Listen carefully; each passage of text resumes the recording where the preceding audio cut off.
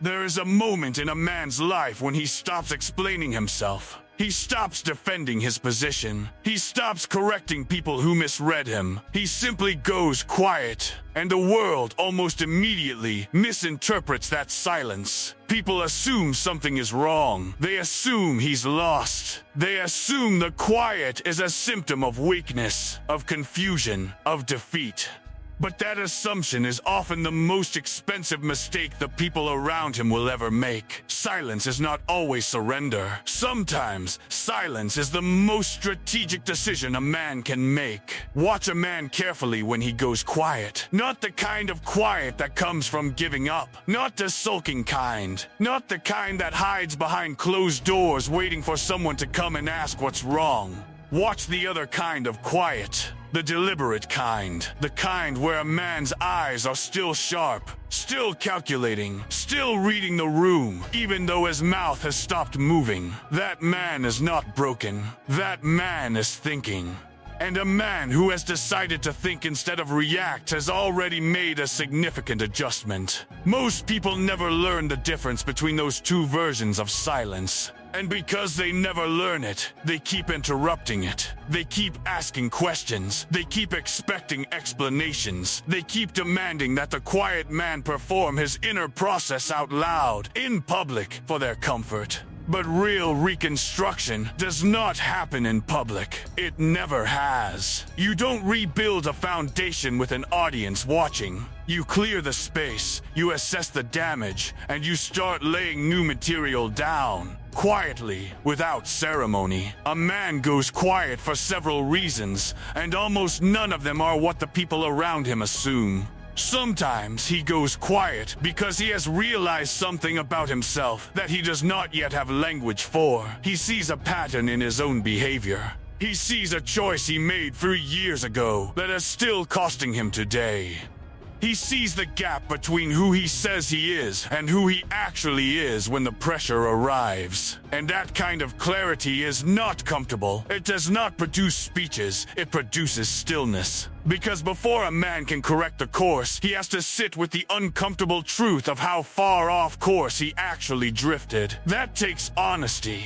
And honesty, real honesty, is quiet work. Sometimes a man goes quiet because he has been disappointed, not in others necessarily, but in himself. He had a standard, he believed he was living up to it.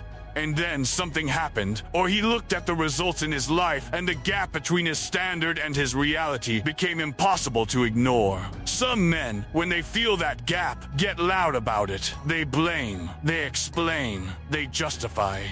They find external reasons for internal failures. But some men, the men who are genuinely interested in changing, they go quiet. Because they understand that the conversation that needs to happen right now is not with another person. It is with themselves. And that conversation requires privacy. Sometimes he goes quiet because he is resetting. He is recalibrating what he will accept, what he will pursue, what he will allow into his life, and what he will no longer negotiate with. That kind of recalibration does not need an announcement. It does not need a statement. It simply needs time and space, and the discipline to protect that space until the reset is complete. There is a significant difference between sulking and rebuilding, and it is important to be precise about that distinction, because the two can look similar from the outside. A man who is sulking is quiet because he wants to be noticed in his silence. He is waiting for someone to approach him, to ask him what's wrong, to validate his pain, to convince him that things are not as bad as he thinks. His silence is a form of communication. It is designed to draw attention inward. He is not building anything in that silence. He is sitting in the rubble, hoping someone will come to clear it for him. A man who is rebuilding is quiet for the opposite reason. He does not want to be interrupted. He is not waiting for anyone to come. He has already made a decision, and now he is executing on that decision. His silence is not a signal to others. It is a boundary he has drawn for himself. His focus is internal, not because he is waiting to be rescued, but because he is too occupied with the actual work of change to spend energy on performance. That is the core difference. One man's silence is a cry for attention. The other man's silence is a wall that keeps distraction out. One is passive, the other is active. And over time, the results of those two silences become impossible to confuse. Real growth is almost always private. This is not a dramatic observation. It is simply accurate. The version of yourself that you are working toward does not exist yet. And things that do not yet exist should not be announced. They should be built. The man who tells everyone about his plan before the plan has produced anything has already spent energy that should have gone into execution. The man who says nothing, who simply works, who simply adjusts, who simply shows up each day and puts in the hours without requiring an audience, that man is accumulating something. And accumulation, compounded over time, becomes leverage. Leverage is quiet. Skill is quiet. Discipline is quiet. None of the things that actually produce a meaningful life require noise. The noise comes later, if it comes at all. And by that point, the man who has been building privately is often so far ahead of the conversation that the recognition, while pleasant, is no longer necessary. He has already moved past the point where external validation was the primary fuel. He has found something more sustainable. He has found internal evidence.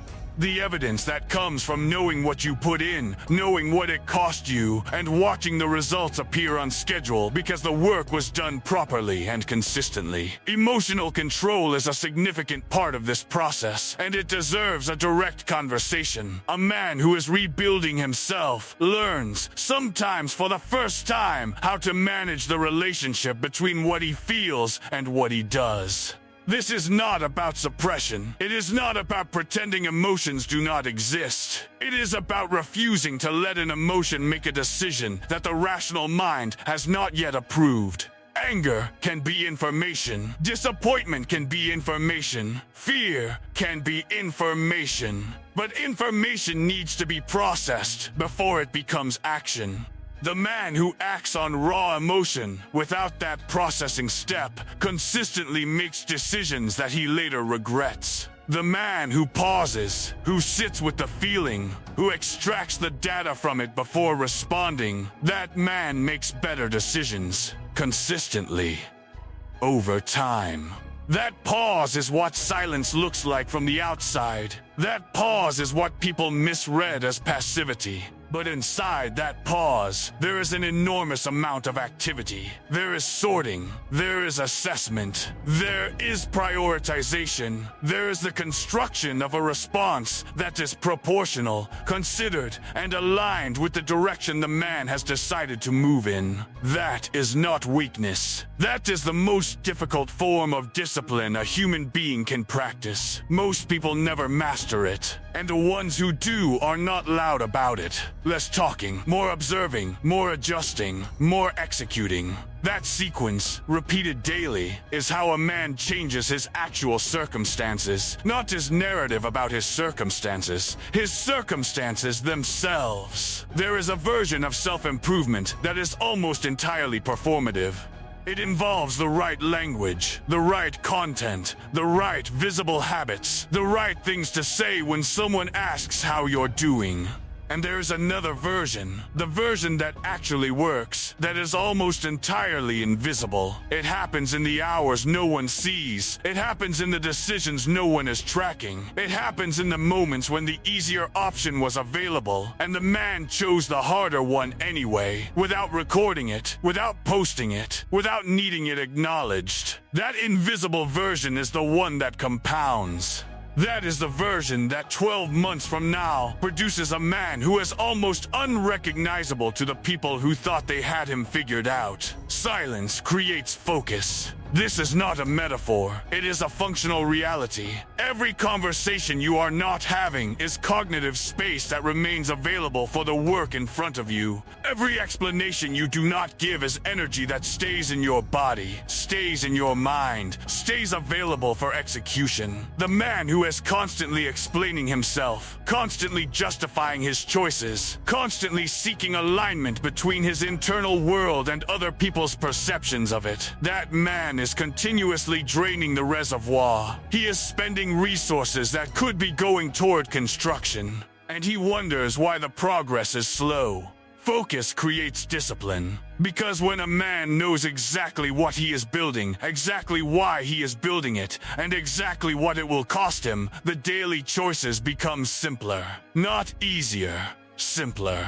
The question is no longer what do I feel like doing. The question becomes what does the direction require? And a man with a clear direction answers that question the same way every morning, regardless of how he feels, regardless of whether anyone is watching, regardless of whether the results are visible yet. Discipline creates transformation, not immediately, not dramatically, but steadily and irreversibly. A man who has been disciplined for long enough does not look back and see a single moment when everything changed. He looks back and sees a long, quiet stretch of time during which he simply kept doing the right thing. And he understands that the transformation was not a moment. It was the accumulation of all the small, private, unglamorous moments in which he refused to quit, refused to perform, and refused to settle for the version of himself that required the least effort. Consider the difference between two men. One man needs to be seen working. He needs others to know about his plans, his progress, his effort. His motivation is tied to external acknowledgement. When the acknowledgement fades, so does the energy. He is building a house, but he keeps stopping to show people the foundation. The construction takes twice as long. The momentum is constantly interrupted. And what he eventually finishes, if he finishes it, reflects all those interruptions. The other man works without an audience. His motivation is internal. He has a clear picture of what he is building and why, and he returns to that picture every day without needing anyone to confirm it. He does not stop to show people the foundation. He pours it, lets it cure, and starts on the walls. By the time people notice the house, it is nearly complete, and the man who built it is already planning the next structure. These are not equally effective approaches. One produces leverage, the other produces the appearance of leverage. And over time, the market, life itself, distinguishes between the two with complete indifference to how the performance felt. You will simply be a man who went quiet for a while and came back different. If you are rebuilding in silence right now, comment below. Silent growth.